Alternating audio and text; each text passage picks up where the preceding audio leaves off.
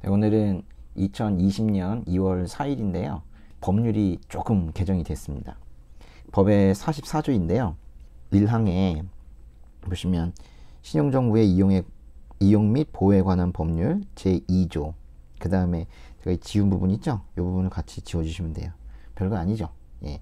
원래 이 자리에 뭐가 들어가 있었냐면 신용정보회사라는 게 있었는데, 제가 요 신용정보의 이용 및 보호에 관한 법률, 이 법을 찾아보니까 여기 이 법의 개정이 좀 많이 됐더라고요. 근데 거기에서 신용정보회사가 없어진 건 아닌데 뭔가 이렇게 체계 변화가 꽤 있는 것 같아요. 그래서 여기 이제 신용정보 집중기관 이거는 남아있고, 신용정보회사는 지금 여기서 우리 법에서 지워졌어요. 그래서 이제 외울 게 좀 더 간단해졌죠. 이거는 2020년 2월 4일 개정된 내용입니다. 그런데 요거 개정된 거를 계기로 해서 우리가 이 44조랑 그 바로 앞에 있는 그 43조의 2까지 좀 같이 한번 오늘 복습을 좀 한번 해보려고요. 그 43조의 2, 그 바로 위에 제목이 지금 체납처분 등이라고 되어 있는데요. 체납처분 등이라는 거에 세 조항이 있죠. 첫 번째는 여기 체납처분의 유예라는 게 있고, 두 번째는 뭐예요?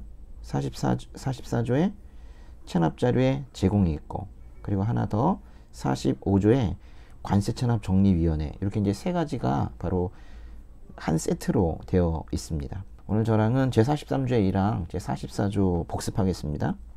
43조의 2. 나는 체납처분의 유예라는 게 뭐예요? 체납처분의 유예는 말 그대로 체납처분을 나중으로 미루는 것 같아요. 이거의 이제 주어는 세관장인데요. 한번 써보시죠. 세관장은 그 다음에 보셔야 될 게 뭐냐면 이거예요. 재산의 뭐뭐나 압류재산의 뭐뭐를 뭐뭐함까지. 여기 들어가는 게 뭐냐면 재산의 뭐예요? 재산의 압류죠. 재산의 압류나 또는 압류재산의 매각을 유예 하는 게 바로 체납처분의 유예입니다. 그리고 체납처분의 유예를 외워야 돼요. 재산의 압류나 압류재산의 매각을 유예하는 거.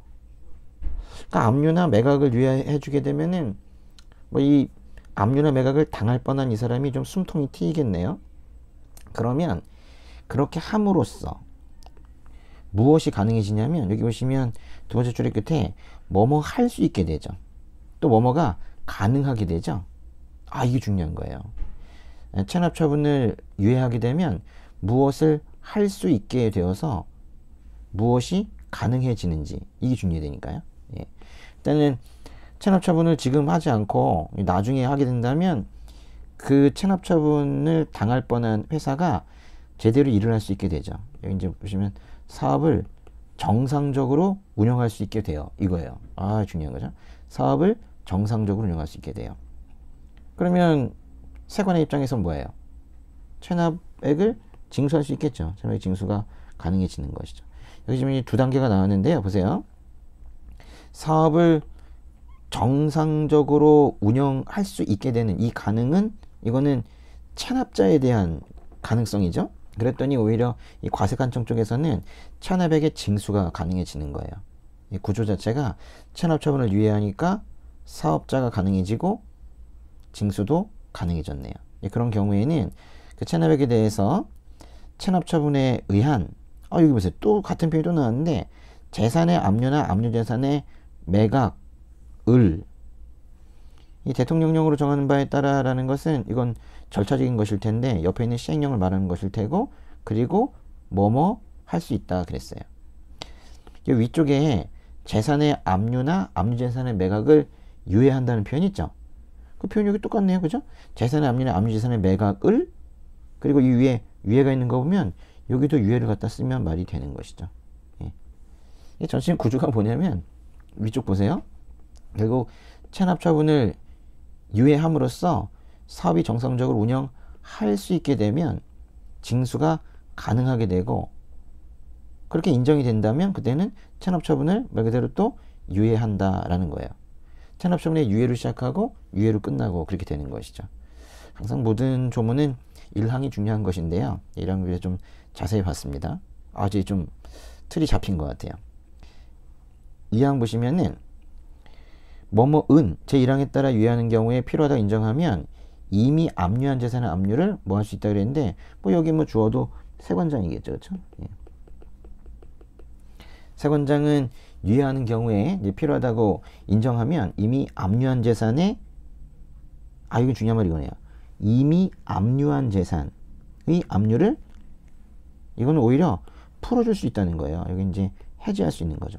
야, 이거 훨씬 더 많이 가네요. 그러니까 체납 처분 할 거는 나중으로 미루고 여긴 중요한 것이 이미죠. 이미. 그죠? 이미 압류한 재산, 압류한 것도 해제를 할 수 있대요. 아주 상당히 그 체납을 당하는 사람들에게 유리하게끔 지금 하고 있습니다. 그러다 보니까 이제 사망으로 가게 되는 건데요. 사망에 세관장은 1항 얘기가 뭐였어요? 체납 처분의 유예였고, 제2항은 압류재산에 그 이미 압류된 거를 해제하는 것이었죠. 1항에 따른 압류 유예, 또 제2항에 따른 압류한 재산의 압류 해제인 거죠. 예. 요 1항이 요 얘기고 2항이 요 얘기고 그렇죠. 예, 그런 경우에는 그래도 뭔가 이 과세관청의 입장에서 관세 채권 확보를 위해서 해야 되는 게 있을 거예요. 그에 상당하는 납세 담보의 제공을 요구할 수 있다. 이렇게 해야 되는 거예요. 그래서 여기 드디어 이제 중요한 단어 이 담보라는 게 등장하기 시작을 했습니다. 예, 담보의 별표. 예. 그러면 이제 담보 얘기가 이제 계속 이어져 가는데요. 보세요. 제 사망에도 불구하고 제 사망의 내용이 뭔데요? 담보죠. 그죠? 이 사망의 내용이 담보의 제공을 요구할 수 있다라는 내용이었어요. 예. 근데 그 담보 내용에도 불구하고 계속 지금 꼬리를 물고 가는 거 잘 보세요. 제 사망에도 불구하고 세관장은 체납처분 유예 결정일 기준으로 최근 몇 년 이내에 이 법이라는 건 이제 관세법인 것이고, 또 수출용 원조료에 대한 관세 등 환급에 관한 특례법, 환급특례법, 또 조세범 처벌법, 이제 세 가지 법의 위반으로 처벌받은 사실이 없는 체납자, 착한 체납자네요. 착한 체납자로부터 했으니까요. 이 착한 체납자의 이제 분위기에 맞게끔 그 4번의 이 부분을 좀 채워보시면은 최근 2년인가 3년인가 몇 년이에요. 여기 지금 최근 3년 들어가야 된대요. 최근 3년. 예. 최근 3년 이내에 관세법 등에 따라서 체납 처벌받은 사실이 없는 체납자로부터. 그 다음에 나오는 여기 박스가 좀 어렵습니다. 여기 이 사람이 제가 이제 앞으로 어떤 식으로 그 돈을 갚아 나가겠습니다 라는 그 계획서를 내거든요. 여기 들어갈 말이 뭐예요? 계획서예요. 무슨 계획서냐면 돈 내겠다라는 계획서예요. 납부 계획서예요. 무슨 돈이냐면 체납액이에요. 그래서 체납액 납부 계획서입니다. 이 말 좀 외우세요. 그렇죠? 체납액 납부 계획서. 중요한 말이죠. 그래서 제가 앞으로 어떻게 갚겠습니다라는 이제 계획을 잘 하게 되면 그때는 납세담보의 제공을 요구하지 않을 수 있대요.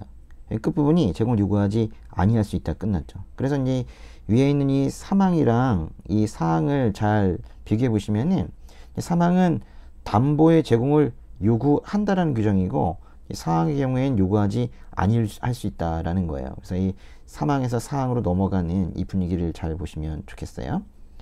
5항. 5항은요. 세관장은 체납처분을 유예받은 체납자가 다음에 해당이 되는 경우에는 그 체납처분의 유예를 뭐 하냐 그랬는데, 이 다음의 상황을 좀 봐야 되겠습니다. 그래서 5항의 1호를 보니까요. 체납액을 뭐뭐에 따라 납부하지 않았대요. 이게 뭘까요? 들어가는 말이. 우리가 체납액을 앞으로 갚겠다라는 거를 뭐라고 그랬어요? 그런 게 계획을 세운다 그랬는데, 그때 낸 것이 체납액 납부 계획서이거든요. 근데 여기에 들어갈 말은 분납 계획이라는 말이 들어가요. 나눠서 내겠다라는 그 계획. 분납 계획에 따라 납부하지 않은 경우. 이런 분위기인데요. 이게 뭔가 잘못을 한 것 같아요. 그래서 이럴 때에는 체납처분의 유예를 취소합니다. 취소하고 유예에 관계되는 체납액은, 그 체납처분의 유예를 취소하면 뒤로 미뤘던 걸 갖다가 한꺼번에 다 받아야 되니까 말 그대로 한꺼번에 징수해요. 여기 이제 5항의 이 세 번째 줄에는 한꺼번인데 상당히 시적인 표현이네요. 그죠? 한꺼번에 징수. 예쁜 표현이네요. 예, 징수할 수 있다. 다만 제 1호, 1호면 이건데요. 예, 1호에 정당한 사유가 있는 것으로, 아니 뭐 계획에 따라 납부하지 않은 거에 뭐 정당한 사유가 얼마나 있겠습니까만은 정당한 사유가 있는 것으로 세관장이 인정하는 경우에는 체납처분의 유예를, 지금 이게 취소 얘기니까 취소하지 아니할 수 있다 이겠죠. 2호, 담보의 변경이나 그 밖에 담보 보전에 필요한, 담보를 바꿔 가져오시오, 그 밖에 필요한 세관장의 뭐에 따르지 않은 경우, 여기 이제 세관장의 명령이란 말이 들어갈 거예요. 괘씸죄죠. 또 재산 상황이나 그 밖에 사정의 변화로 유예할 필요가 없다고 인정이 될 경우에도 취소할 수 있습니다. 그 다음에요. 4호에 보니까요. 이렇게 또 체납처분 유예 취소하는 경우가 많네요. 이 4호에 해당이 되는 건 모두가 다 이러한 사유들로 인해서 유예한 기한까지 유예에 관계되는 체납액의 전액을 징수할 수 없다고 인정되는 경우들이에요. 체납액의 전액을 징수할 수 없다고 인정되는 경우들이 뭐뭐가 있는지 보세요. 여기 보시면 이제 무서운 단어들이 많이 나오거든요. 국세, 지방세, 공과금의 체납으로, 이게 뭘까요? 공과금의 체납으로? 이게 웃긴 게요. 여기 이제 체납으로 그러면 여기 이제 이어져 가는 건데, 체납으로 체납했기 때문에 지팔리는 거예요. 그래서 체납 처분을 받은 경우인 것이고, 그 다음에는 여기 이제 나에는 강제 집행을 받은 경우입니다. 또 어음법 및 수필법에 따른 어음 교환소에서 여기는 지금 거래 정지 처분이란 말이 들어가고요. 거래 정지 처분. 또 라는 뭘까요? 뭐 힌트가 없네. 이거는 외워야 됩니다. 경매가 시작된 경우이고, 그 다음에 마에는 법인이 해산된 경우 들어가요. 이렇게 되는 겁니다. 예.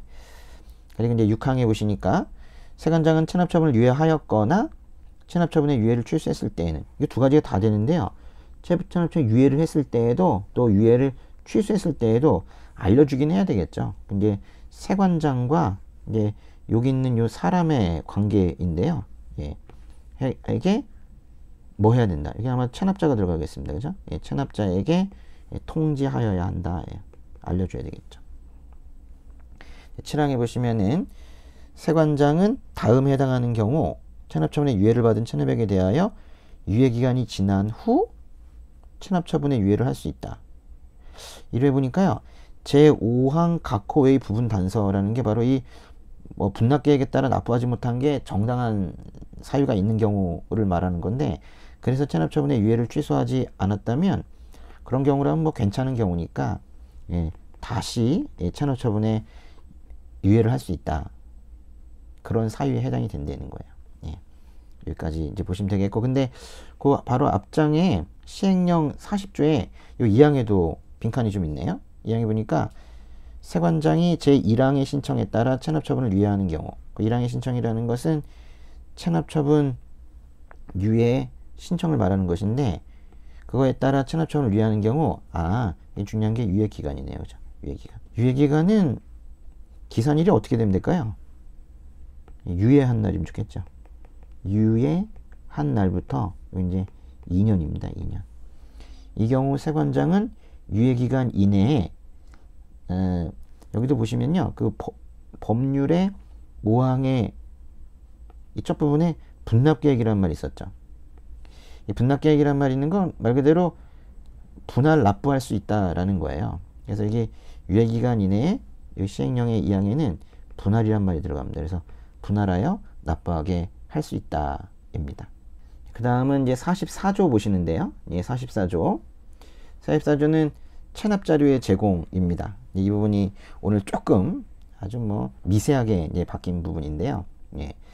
이게 이제 체납액이 좀 커지다 보면, 그리고 또 좀 오래되다 보면 그것에 대해서 그 체납자가 여기저기 물 흐리고 다니니까 그 사람에 대한 정보 공유를 해야 된다. 뭐 이런 얘기인데요. 요것도 이제 주어는 세관장입니다. 세관장. 여기 6번째 줄인가요? 체납자료를 누군가가 요구하게 되면 그것을 제공할 수 있다라는 건데, 이게 말 그대로 체납자료의 제공, 이 제목 자체에서 이 제공이라는 단어가 중요하게 되는 것입니다. 세관장이 제공을 하는데, 아니, 세관장이 체납자의 정보를 아무데게나 막 줘도 됩니까? 그것은 아니죠. 이건 뭔가 목적이 있을 거예요. 관세 징수 또는 공익 목적이죠. 관세 징수 또는 공익 목적. 이것도 이제 어구를 좀 이렇게 외워두시면 좋겠어요. 관세 징수 또는 공익 목적을 위하여 필요한 경우로서 여기 네 번째 줄에는 뭐가 들어갑니까? 예. 신용정보 집중기간 그 밖에 대통령이 정하는 자가 다음 각 호의 어느 안에 해당하는 체납자의, 그러니까 여기 보시면 이거죠.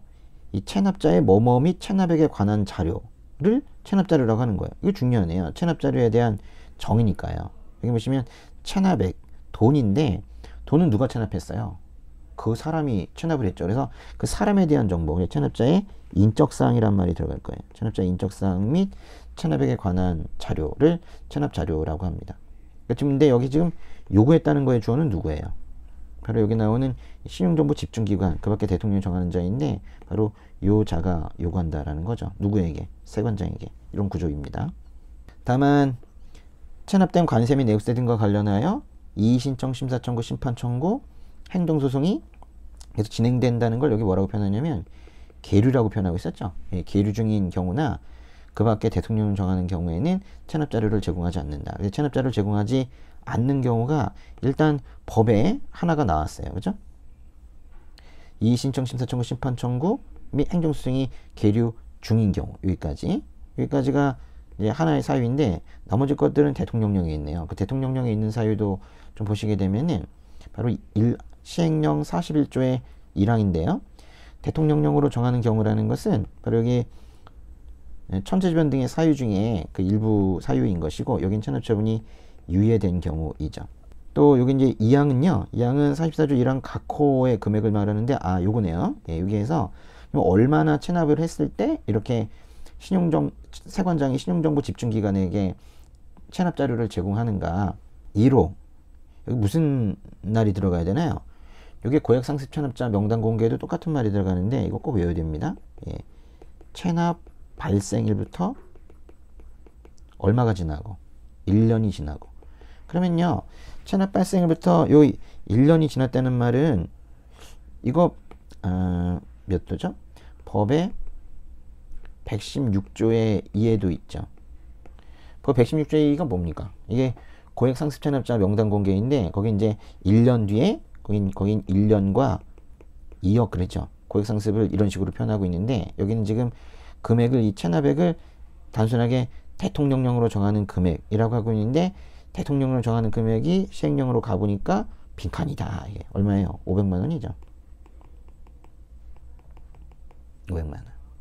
그래서 여기 있는 게 바로 500만 원이고, 또 여기 또 대통령이 정하는 금액이 또 있습니다. 같이 쓰는 거예요. 같이 쓰는데 1년에, 그러니까 이거는 1년이 지난 건데 이거는 1년에 몇 회 이상 체납하고 또 체납액이 역시나 500만 원 이상이면 체납자료 제공 사유에 해당이 됩니까? 삼진아웃이라고 생각하시면 돼요. 삼진아웃. 그래서 1년에 3회 이상이죠. 그리고 밑에 3항에 보시면 체납자료를 제공받은 자는 이를 업무 목적의 목적으로 뭘까요? 이용돼서는 안 되고 뭔가 이렇게 밖으로 내보내는 걸 누설한다고 하는데요. 누설하거나 이용하여서는 아니 됩니다. 시행령의 6항에 보니까 제공한 체납자료가 체납액의 납부 등으로 뭐뭐에 해당되지 아니하게 된 경우에는 사유 발생일부터 뭐뭐 이내에 요구자에게 통지해야 된다 그랬는데, 이게 지금 중요한 체납액의 납부 등이래요. 체납자료가 납부를 해가지고 더 이상 그거는 진정한 체납자료로 보기는 좀 어렵다라고 하면 뭐뭐에 해당하지 아니하게 된다고 표현할 수 있을까요? 여기 들어갈 말은 똑같은 말이에요. 응? 이 말이 그대로 이렇게 들어가면 돼요. 여기도 체납자료라고 들어가면 되죠. 체납자료가 납부를 하게 되면 체납자료가 더 이상 아는 거예요. 그럴 경우에는 그 사실을 사유 발생일부터 며칠 이내, 15일인데요. 15일 이내에 그 사람만은 체납자료 그 부분에서 빼달라고, 그 요구자가 누구였습니까? 요구자가 신용정보 집중기관인데 신용정보 집중기관에 그 사람 리스트는 블랙리스트에서 빼달라고 그래 통지한다는 거예요. 신용정보 집중기관 말하는 것이죠. 다 했나요? 예, 그렇네요. 예. 아주 좋은 내용 공부하셨습니다. 네, 수고하셨습니다.